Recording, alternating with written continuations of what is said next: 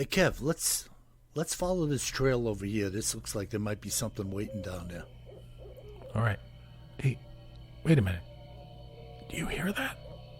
Yeah, I thought it was just me. What the heck is that? I don't know what that is. Whoa, do you smell that too? That's unbelievable. Hey, look. What the? Hey, look, those branches are moving over there. What the heck is that?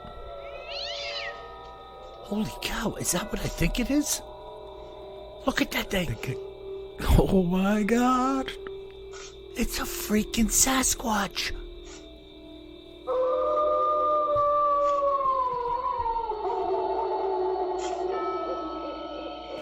Welcome to the Bigfoot Terror in the Woods Sightings and Encounters podcast.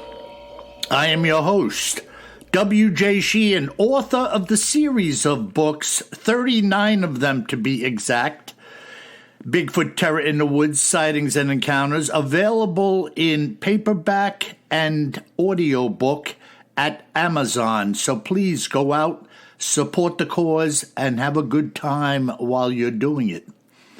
And now, may I introduce you to my brother and co-host of Bigfoot Terror in the Woods, KJ Sheehan. How are you, Kev?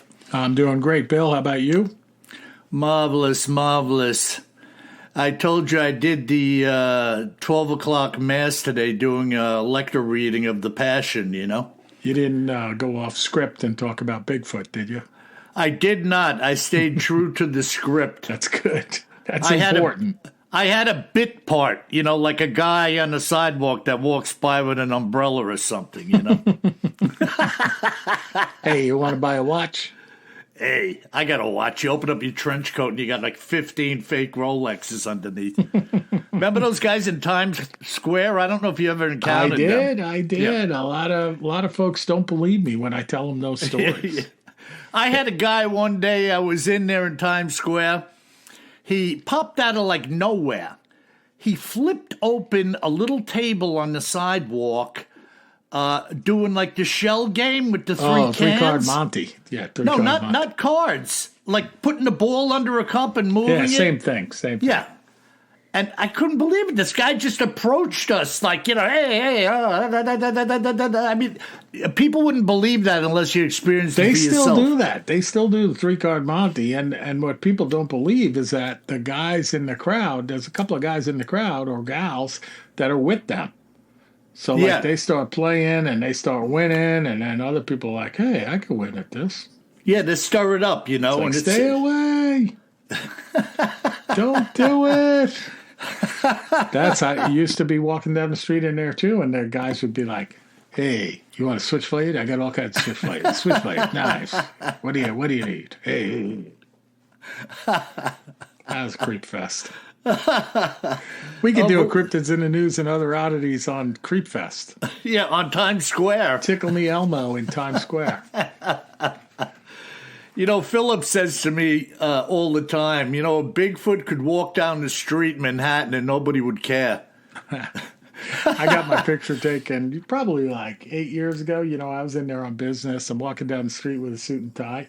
And there's a guy walking down the street as a stormtrooper from Star Wars. I'm like, excuse me, sir. I got to do a selfie with you. He's like, He's probably a top exec for some law firm in the city. That's how he shows up for his court appearance. Exactly. Yeah, I'm a stormtrooper. Stormtroopers are us. Awesome. So what's a day like otherwise, Bill? We had like a really nice spring day here in North Carolina. Of course, that means my back hurts because I've been crawling around planting flowers, tomatoes, and fixing irrigation systems. Yeah, I haven't fired that up yet. I'm a couple of weeks behind you. And, yeah, I'm a little early, too, but my grass was looking anemic a few days ago, so I was like, maybe I got to hit it with some water. Yeah, I told you I put down my weed and feed probably at least 4 weeks ahead of when I would ordinarily do it. And so far, so good. You mean like the crop circles are coming in okay? Crop circles, and I found the site of an alien autopsy in the woods. Awesome. Yeah, remains of a little gray body. And he had a wallet with a couple of intergalactic credit cards, so I lifted it off him. Of course, why not? He doesn't need them anymore. Just be careful if they come back to look for him. So, bro, what do we got today in our Cryptids in the News and Other Oddities segment? Well, speaking of UFOs, our audience, most of our audience, our regular audience knows that you rarely know what I'm going to talk about, and I rarely know what you're going to talk about. And sure enough, tonight, I'm talking about UFOs. All right, man. One of my favorite topics. Yeah, we're going to talk about this account back from 1953, where an Air Force jet was scrambled to intercept a UFO, an unidentified flying object, and then it completely disappeared. Yes, and was that Sabre jet? Yeah. Yeah. Yeah, go ahead. Yeah. So this happened over Lake Superior, one of the Great Lakes here in the United States, on November 23rd in 1953. So if I did my math correctly, that's like 71 years ago. Yeah, a long time ago. Yeah, and a lot of this account comes from our friends at history.com, so thanks to them. And this was during the very tense times, right, in the early 1950s, kind of, the beginning of the nuclear Cold War, right? Right. And this is up near the U.S.-Canadian border, the U.S. Air Defense Command, right there, the guys that are watching all of the radar back then. Now we call them NORAD. NORAD, right? Or we call them something else that we can't talk about. Yeah. But they noticed a blip on the radar screen where it shouldn't have been. So it was an unidentified object flying along in restricted airspace over Lake Superior. Yeah, and that's going to raise your eyebrows in that day and time. Wasn't Khrushchev in charge of the Soviet Union back then? I don't know, in the early 50s. That's a good question. Yeah. Anyways. Probably, yeah. And this was not far from a place called Sioux Locks. And Sioux Locks was the most vital commercial gateway on the Great Lakes. Mm-hmm. So it kind of basically connects Lake Superior to all of the other lakes. And I guess there are different water levels there that they have a lock. Exactly. Yeah. Move the shipping through. So it's heading that way, restricted airspace, and they deployed, you said a Sabre jet. It was actually something I never heard of before, Bill, but an F-89C Scorpion jet. Oh, a Scorpion. You know why? I'm seeing the jet in my mind's eye, and the closest thing was the Sabre, which was used in Korea extensively. Yeah. Well, I think that was and that was an F-86. Yeah, F-86 Sabre. So this came after that, but I never heard of it before, Bill. And I'm an aviation buff. Well, the F-89, the Scorpion, I think the Sabre had that cut off nose on it, like the Russian MiG. Yep. And when they made the Scorpion, they made the nose on that jet bullet-like in shape. You're right. You are absolutely right. Yeah. And it looks like it had the engines kind of inlaid into the sides of it. That's correct. Yeah, they were like, I don't know what they call that configuration, but a little bit like an F-4 Phantom, but molded into the fuselage. Pretty ugly looking, though, I got to tell you. I guess in the early days, maybe it was effective experimental model, Yeah, it's not one of our prettiest aircraft. No, not like this F-45 they just got the contract on. Oh, yeah. That frickin' thing is wicked. Yeah. So anyway, this F-89C Scorpion gets deployed from Truax Air Force Base in Madison, Wisconsin. And it took off from Kinross Air Force Base to investigate with 2 crew members on board.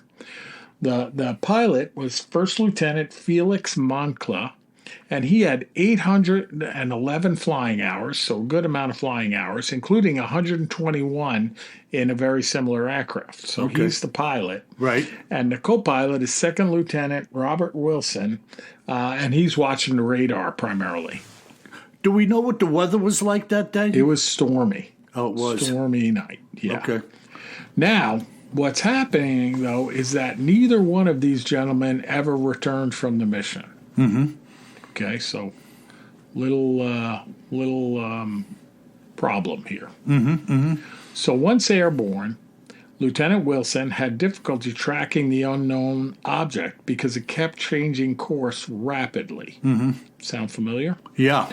So ground control, those guys manning the radar on the ground, were directing the aviators over the radio. The Scorpion gave chase. The jet, traveling at 500 miles per hour, pursued the object for 30 minutes. Wow. Gradually closing in. On the ground, the radar operators guided the jet down from 25,000 feet in altitude to 7,000 feet, watching one blip chase the other across the radar screen. Now, see, this concerns me. I never heard this about it before. Stormy weather, 20,000 to 7,000. Yep. 7,000 ain't much at 500 miles an hour. No, but you're over the lakes, so. I'm talking about going into the lake. Oh, yeah. You could close 7,000 feet pronto really at quickly. 500. Yeah. All right, go ahead. Yeah. So gradually, the jet caught up with this UFO about 70 miles off of Keweenaw Point in Upper Michigan at an altitude of 8,000 feet, approximately 160 miles northwest of Sioux Locks that I talked about earlier. At that point, the two radar blips converge as one. They locked together, as Kehoe would put it later. And then, according to an official accident report, the radar returned from the F-89 simply disappeared from the ground control interception station's radar scope. Vanished. Yes, so they're going along. The Scorpion is closing in at about 8,000 feet with the UFO. The two blips converge, and then they entirely lose the echo from the F-89. Now, I don't have enough knowledge about radar to comprehend if the F-89 had exploded, let's just say, at that point in time, there would be no radar return anymore, correct? Now, especially back then, I don't think there would be any. Right. So if it had been like damaged, let's say a wing broke off, or it had a catastrophic engine failure and started plummeting to the earth, there still would have been a return in that moment while it was falling down, I guess. Absolutely. Yeah. All right. Now, if it was grabbed with some type of tractor beam and brought inside the spaceship. Okay, well, maybe that didn't happen, but maybe it did. Maybe it did. Wow, man. And then the first radar echo, which was the unidentified object, veered off the screen and vanished as well. Yeah, so one was left standing. Right. Was this pilot in the F-89, I seem to have a recollection that he was given the okay to fire on it. I didn't see that in the articles, but it could be. Yeah, I don't know. I thought this guy launched on it, and then he vanished. Yeah. Like, I don't know. Something in the back of my mind, but it's something. And they never found, not that it's any big deal up in the Great Lakes, there's ships up there that have sunk they still haven't found. Yeah, well, hold on. Go ahead. Hold on, because it gets really a bit weird now. Okay. The Air Force had an official news release about the disappearance delivered to the Associated Press. And that release stated that the vanished jet was followed by radar until it merged with an object 70 miles off Keweenaw Point in Upper Michigan. And that's all in quotes. The statement appeared in a story in the Chicago Tribune with the headline, "Jet with two aboard vanishes over Lake Superior." Right. Okay, so that's Air Force puts that statement out. It's picked up by one of the biggest newspapers in the country, certainly the biggest newspaper in the region. Then, But here we go. nothing in the story about it chasing another blip that was zigzagging all over the screen. Well, it says that it merged with another object 70 miles off Keweenaw Point in Upper Michigan. Right, it's a very mundane type of phrasing, merged with another object. You would think so. But the Air Force soon retracted the statement and changed the story. According to the new statement, the ground control radar operator had misread the scope. Oh, the old misreading the scope. Yes, yes. In fact, the F-89 had successfully completed the mission. Oh. Intercepting and identifying the UFO as a Dakota, which is a Royal Canadian Air Force C-47 aircraft, flying some 30 miles off course. Right, and it needed to be chased for 30 minutes at 500 miles an hour when the Dakota can't even come close to that in miles per hour. Yes, one issue. Correct. I mean, come on, man. Log that issue. It didn't take them that long to find a C-47. Yeah, a C-47, those things lumber along at what, maybe $180 wide open or something? Twin radial propeller engines. Monster, it's like a freaking bus with two big engines good to parachute out of. That's about it. That's it. So then they say, this is the Air Force in its new statement, Lieutenant Moncla, probably stricken with vertigo, crashed into the lake during the return to base. What? Like, probably stricken with vertigo? He's an Air Force pilot with 811 hours of experience? Right. And he's coming home from the chase. Of course, he wasn't on radar anymore, but he was coming home from the chase. Right. Dropped off the radar screen and was overcome with vertigo. Exactly.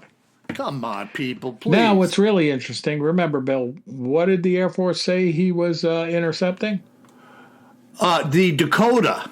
Right, the C-47 from the Royal Canadian Air Force. Right. So, the Canadian officials refuted the account. Oh. No flights had taken place in the area that night. So basically, at least the Canadian had the chutzpah to say, hey, wait a second. We didn't have any flights up there. Who wrote this article? Exactly. So they get tripped up. Oh, what a tangled web we weave when first we try to deceive. It always comes back to bite you in the butt.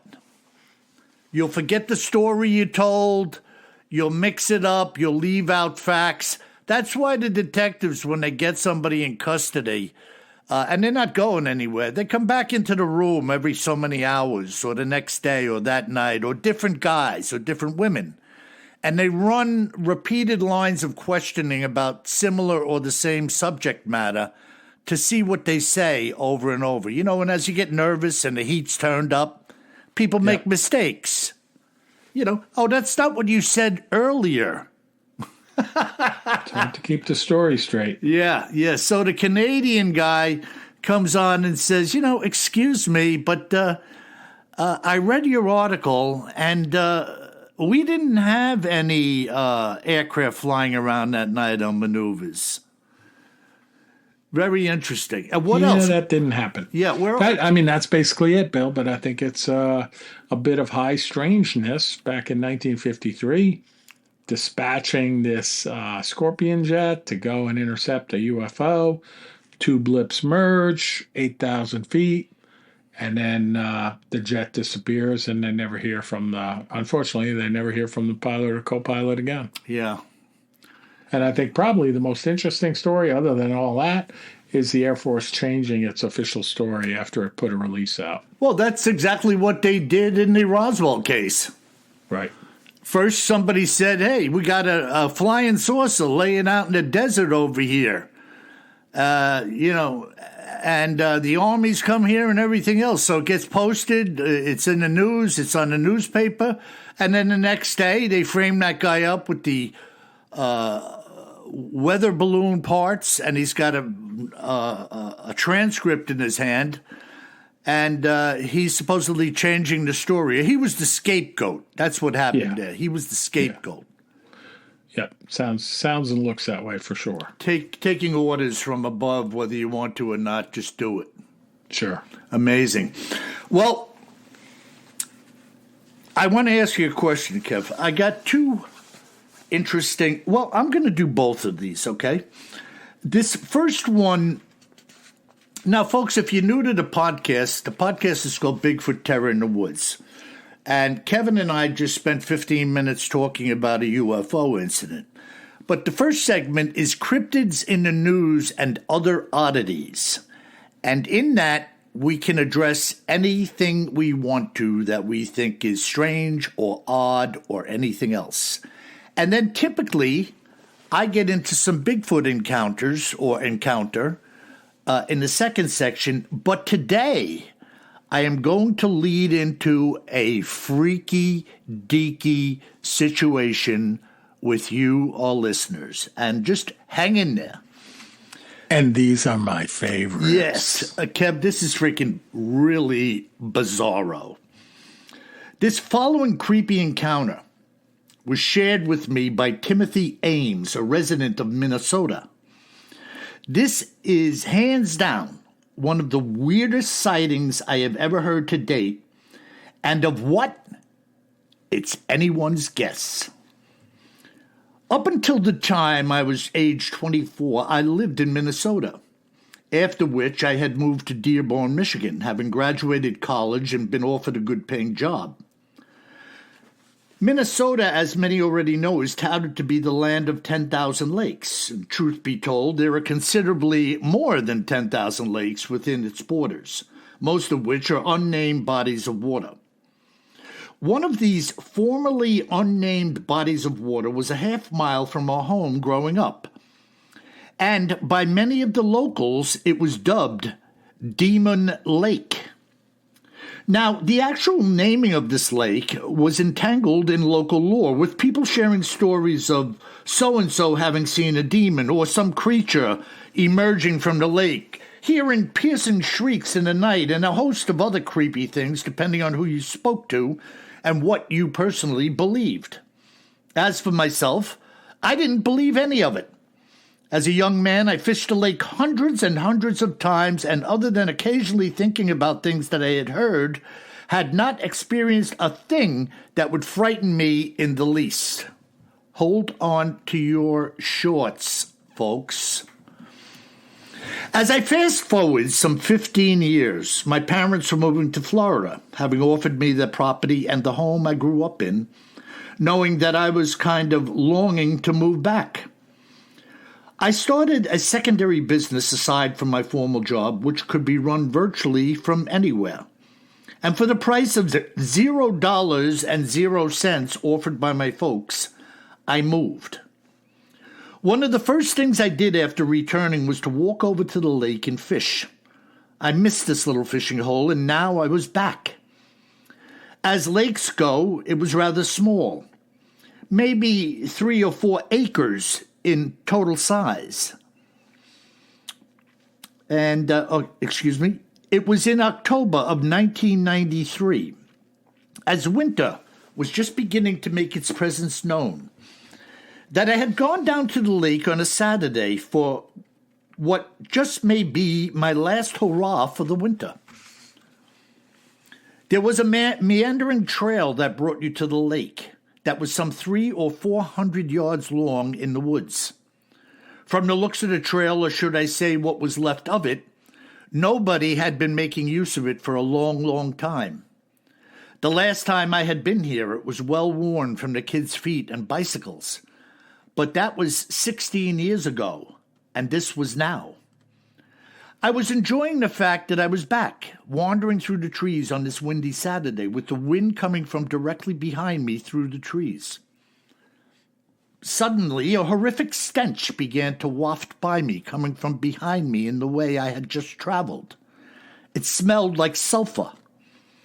I stood there momentarily thinking to myself that I hadn't smelled or seen anything coming in the form of a decaying animal lying in the woods or anything else. Surely I would have smelled such a thing on the walk in, but I hadn't. I thought my imagination was getting the best of me, when I began to ponder the naming of the lake Demon by the locals. But that quickly passed, and I kept walking. I was now standing on the lake shore throwing a swimming plug around when I realized that the stench of which I spoke earlier was gone, and I kept fishing.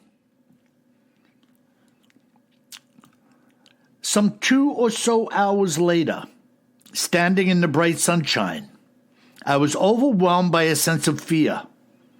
I had a hard shiver and began to feel what I will describe as being depressed. My head began to hurt, and I felt as though there was a pounding on the back of my eyeballs internally. I know this sounds nuts, but it's the truth.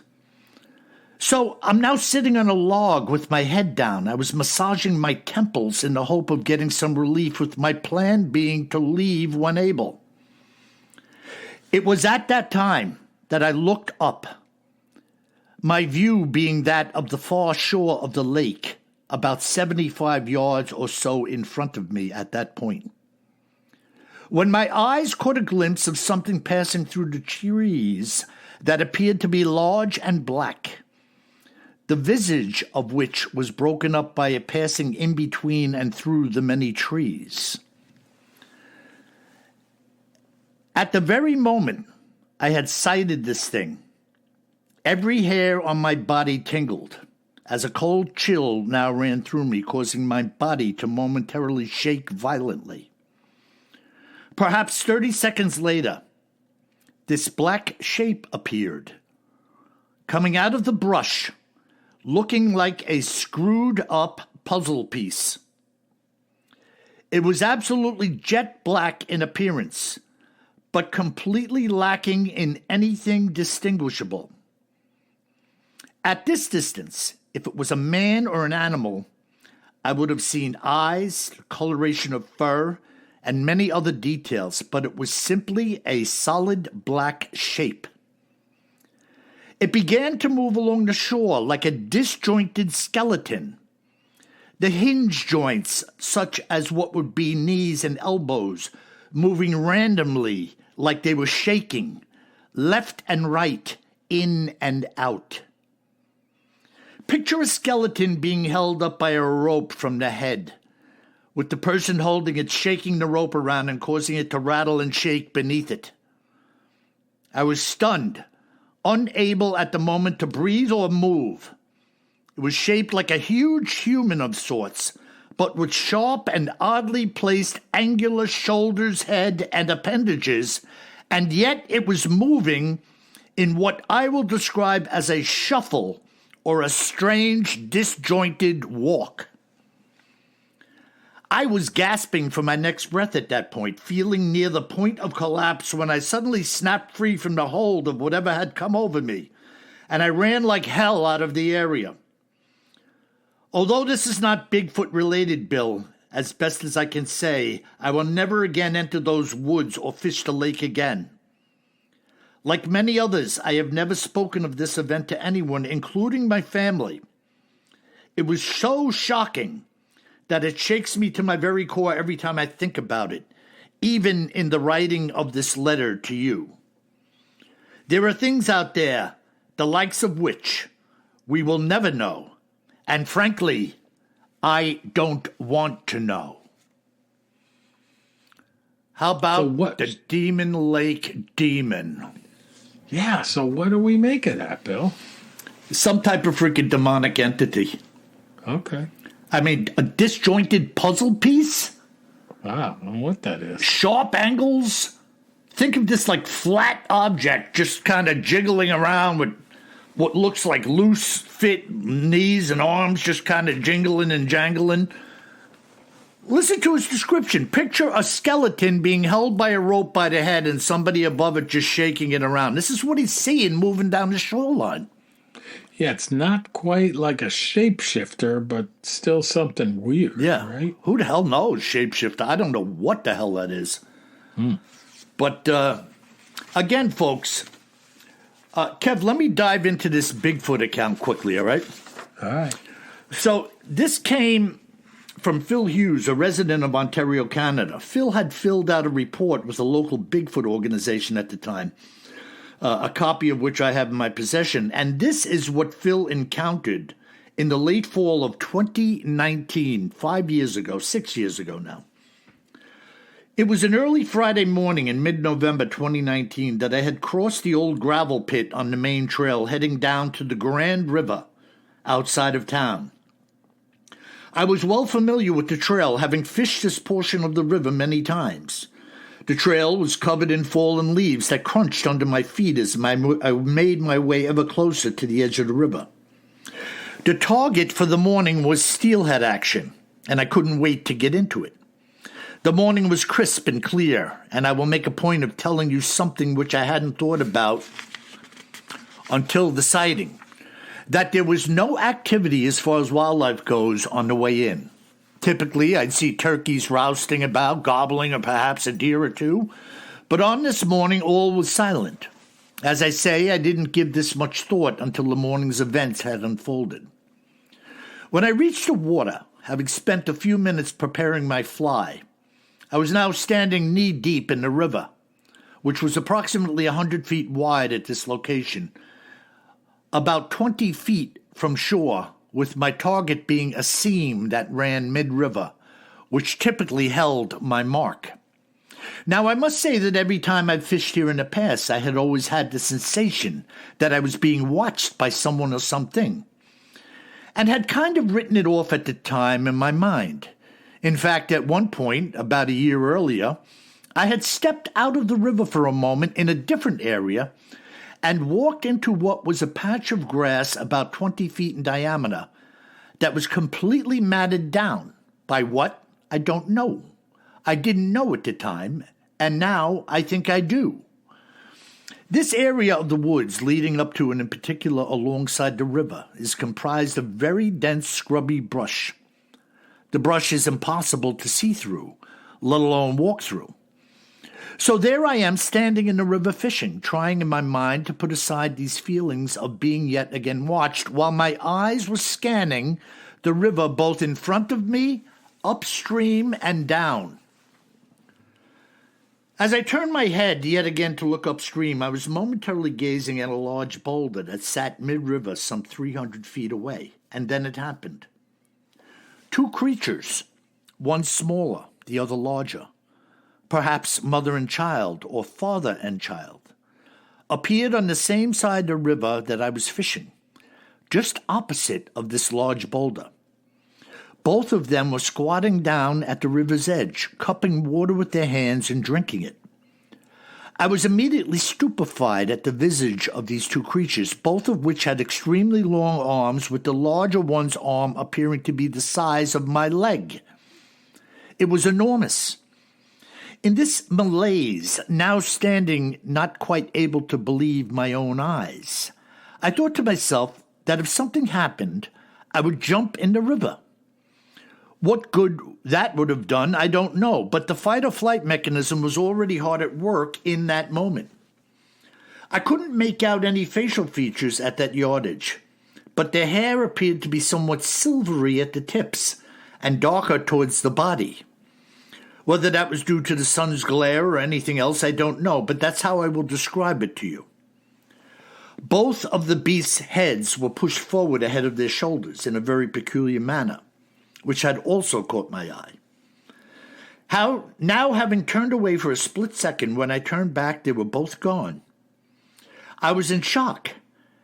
The next thing that happened is really weird. I'm in the water up to my knees, now facing the trail about 30 feet away, and something in my mind tells me to lower my head.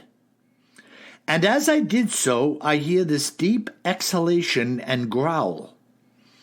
My eyes started to tear, and I dared not look up. I was frightened beyond words, just standing there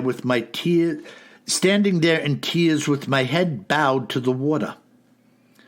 I thought it kind of funny after the fact, but my brain was telling me it was just a homeless man. After what has seemed like an eternity, there were no sounds of leaves crunching, and all seemed relatively normal. except for my eyes filled with tears, and I left. I didn't go to the boulder area where they were. I just wanted to get out of the area as quickly as possible. Having now made it back to the lot, there were no cars and no other people. As I said, I had been in that spot alone before, and it always felt like I was being watched.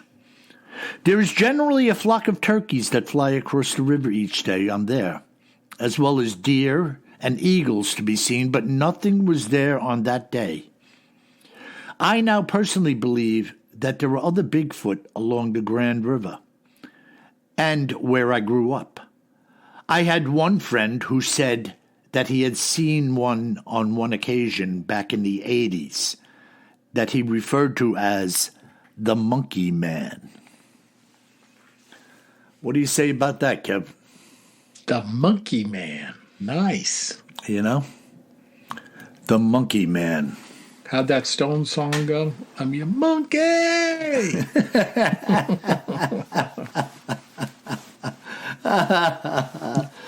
No, that's pretty creepy, man. Pretty creepy. Yeah, just weird stuff, man. Weird stuff. Loving that. Yeah, so that came out of Ontario, too, man. So you gave us some demons, and then we got some Bigfoot from across the border up in Canada, where I believe now if a Bigfoot crosses over from Canada, he has to actually pay a tariff. Yeah, well, good for him. Hope he's got the cash. I need all the money we can get. I'm telling you, man, no matter what our audience thinks, this thing is going to work out really good. And I'm looking forward to it. All right. So You're what do we have? about Bigfoot invading us from Canada? I'm talking about Trump mania. Oh, boy. Oh, boy. All right. Speaking of that, let's talk about an email we got from Greg. Mm-hmm. And, Bill, the subject is George the Animal Steele. That turnbuckle chomping beast. Here you go. Just listen to the latest episode. WJ mentioned a wrestler that was one of my all-time favorites growing up. George the Animal Steele. He used to tear into turnbuckles and throw the stuffing into the opponent's face. And I forgot about this part, Bill. And then he would stick out his green tongue. And it turns out he was actually a school teacher in Detroit, Michigan. I believe he passed away a few years back. Funny thing is, I'm 51 years old and still have his action figure from when I was a kid. No kidding. Yeah. Wow. Great memories. Also, Bill mentioned learning some AC/DC Night Prowler. That's right. Which is a great tune, if I do say so myself. There you go. The day I'm writing this is March 31st, is actually Angus Young's 70th birthday. So, WJ and KJ, what is a few of your favorite AC/DC songs and your favorite album by the band? Well, my favorite album is Back in Black. Yeah, me too. And you could pick any number. There's a couple of songs on there that are just filler to me.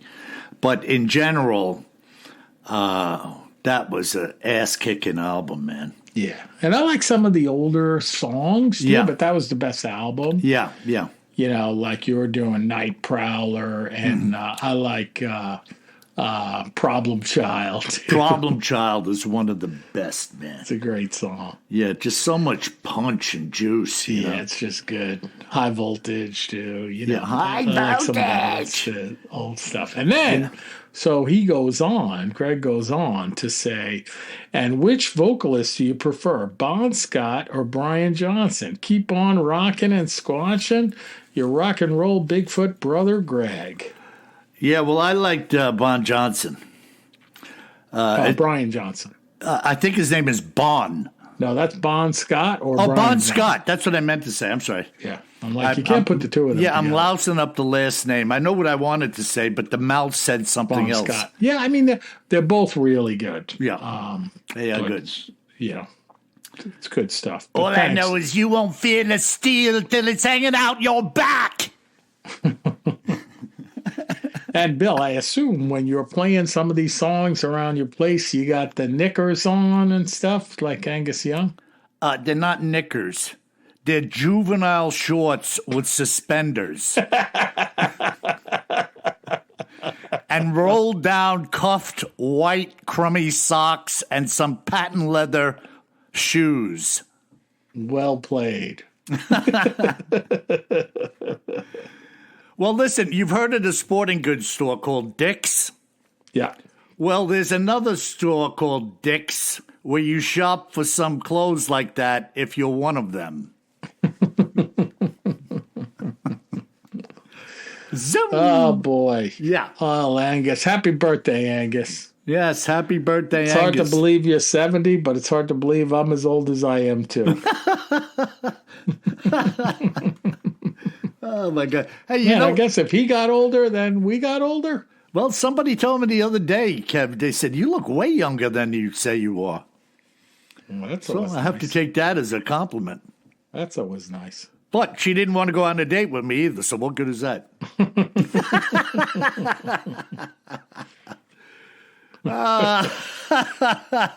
All right. Well, we got a question about one of your books here, Bill. Okay. So Scott writes in and he says, would like to get an edition that includes Ohio and Kentucky, but Amazon nor the cover of any of the books list what states are included in each edition. Do you know which edition includes Ohio and Kentucky? So sorry to put you on the spot, Bill. No, but I believe if he clicks on the book Okay. on Amazon Yeah. or possibly even on the audiobook to see like what's inside, Yeah, you can see the table of contents. he should be able to pull down a table of contents. All right. That's good advice. Now, what did he say? Ohio and Kentucky? Yeah, probably in the same volume, I guess. Yeah, let me think. I'm just trying to think about my own. It's possible, believe it or not, that I plugged Ohio into the northeast and Kentucky into the southeast. Well, that could be. I think that's the way that's going to end up. I mean, that's the way Kentucky would have wanted it. Yeah. Well, again, when I said We ain't no northeasterners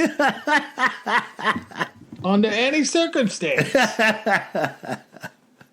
Yeah, I think when I was putting together the amounts of accounts that had come out of different states, and I was trying to keep the book sizes kind of uniform, Yeah. I was kind of drawing in and plugging and playing numbers that kind of worked with that theory. And I believe Ohio is in the northeast, and I believe Kentucky is in the southeast. See, it's a good thing you're here, because if I was doing this by myself, I would have said Ohio's in the northeast, Kentucky's in the rare bourbon edition. Oh, my God. The buffalo on it, like Buffalo Trace. Yeah, good to hear from this guy, though. I love when people Yeah, write it's in. great. What else you got, Kev? All right, one more for Okay. you, Bill. And let's see who this comes in from. Brian.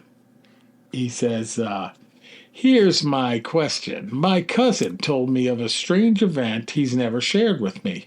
He raises buffalo, speaking of Buffalo Trace, and he had an event he doesn't know how to classify. He found a buffalo dead in his pasture that was mutilated, but no blood was near it on the ground. I asked him if he would talk about it, and he said no. He filled me in, but does not want to go public on this. I could send you the account if you want it, Brian. What do you think? Yeah, well, Brian, first of all, send me the account. I asked a couple of people about a month or two ago to write out their accounts for me. Never heard from them again. A simple thing, just to list facts and data as best as they could recall it, because sometimes when you interview people, they're all over the place, Sure. And depending on the time of day I'm doing an interview, it can get a little tiring at times, Yeah. So I may start taking notes and then say to Kev, would you mind putting this down kind of like in chronological order with a little bit of the facts and data that you just shared me? Oh, sure, I'll do it. Bank gone. Now, what was the question? What do you think of the buffalo mutilation? Oh, yeah, I'm sorry. I think it would really depend what the mutilation looked like, right? Yeah. We have these cattle mutilations that look like they're done with laser beams. Yeah. With no blood. Kind of cauterized incision. Exactly.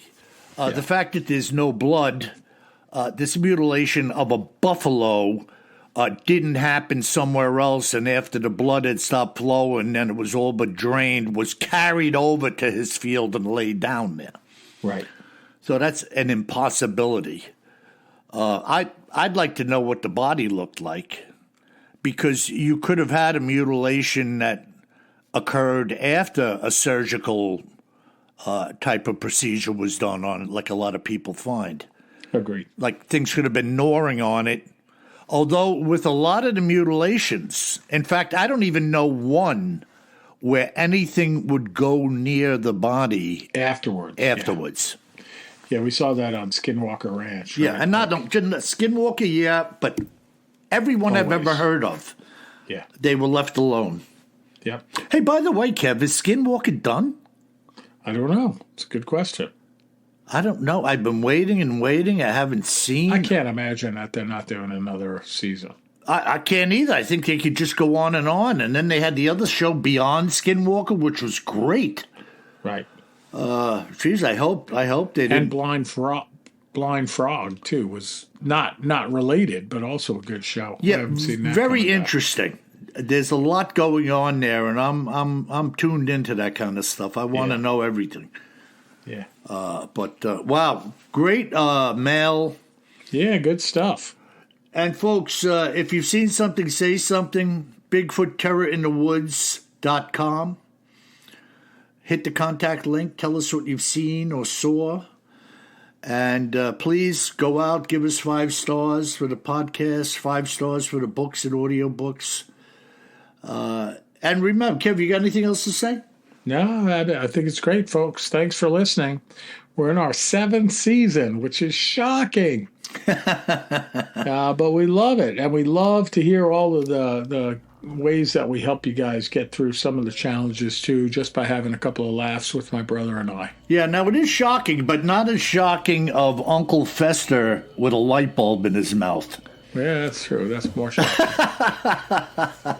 Well, folks, if you should find yourself fishing by a lake in Ontario, or anywhere else for that matter, you best remember one thing, my friends. Always carry more gun than you think you're going to need. Sleep tight.